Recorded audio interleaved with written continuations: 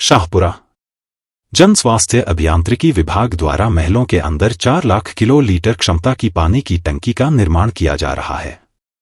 इसके समर्थन में नगर कांग्रेस अध्यक्ष बालमुकुंद तोषनीवाल की अगुवाई में उपखंड कार्यालय के बाहर प्रदर्शन किया गया और राज्यपाल के नाम ज्ञापन सौंपा। नगर कांग्रेस अध्यक्ष ने बताया कि टंकी निर्माण को लेकर कोई विरोध नहीं है और सोशल मीडिया पर फैलाए जा रहे भ्रामक प्रचार को अनुचित बताया। प्रदेश कांग्रेस कमेटी के सदस्य संदीप महावीर जीनगर ने इसे आमजन की जल आवश्यकताओं के अनुरूप आवश्यक कार्य बताया। पार्षद हमीद खान ने कहा कि परकोटे के अंदर की 40% आबादी को जलापूर्ति के लिए यह टंकी जरूरी है, क्योंकि पुरानी टंकी क्षतिग्रस्त हो चुकी है।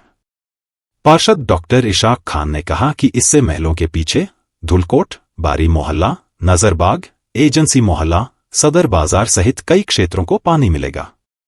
इस दौरान बालमुकुंद तोषनीवाल, संदीप महावीर जीनगर, हमीद खान, डॉक्टर इशाक खान, अशोक भारद्वाज, रमेश शर्मा, अजय मेहता, ओम थारवानी, सद्दीक पठान समेत कई लोग उपस्थित रहे। कांग्रेस पार्टी द्वारा और आम जन की भावनाओं को ध्यान में रखते हुए जो पानी की टंकी का निर्माण महलों के चौक के अंदर हो रहा है, उसके लिए हमने ज्ञापन दिया है और उस ज्ञापन में हमारी कुछ मांगे हैं और कुछ स्पष्टीकरण है जो लोगों को भ्रमित कर रहा है, वो मैं आपके बीच में रख रहा हूँ। पहले तो आपको बता दूं, पानी की टंकी का निर्माण 50% पूरा करीब हो चुका है और उसकी जितनी भी कानूनी पेचीदगियाँ, जितनी भी एनओसियाँ थी, वो सब लेने के बाद, टेंडर निकालने के बाद ही कार्य प्रारंभ किया गया। शिक्षा विभाग के अधीन वो जगह आती है जिस जगह पे पानी की टंकी का निर्माण हो रहा है और शिक्षा विभाग से एनओसी लेने के बाद ही वहाँ कार्य प्रारंभ किया गया। अभी पूरे शहर में कुछ भ्रांतियां फैलाई जा रही है कि पुरातत्व विभाग ने आके वहाँ सर्वे किया और पुरातत्व विभाग उस जगह का अपना दावा कर रहा है।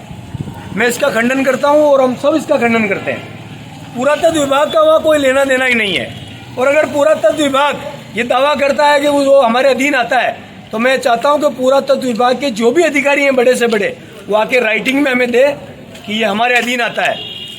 क्योंकि मैं जहाँ टंकी निर्माण हो उसके पीछे के हम 2 पार्षद यहाँ खड़े हैं, इसाक साहब और मैं स्वयं, हमारा मोहल्ला है। वहाँ पूरा जो 4 दीवारी है उस महल की, वो चीड़ हुई हुई है, घरों पे गिरने की स्थिति है। और पुरातत्व विभाग को क्या इतने सालों बाद अब उसकी याद आई क्या? और अभी भी महलों की हालत है कि वो कभी भी पूरी बस्ती के ऊपर गिर सकते हैं। क्या पुरातत्व विभाग इसकी लायबिलिटी लेगा, उसकी जिम्मेदारी लेगा?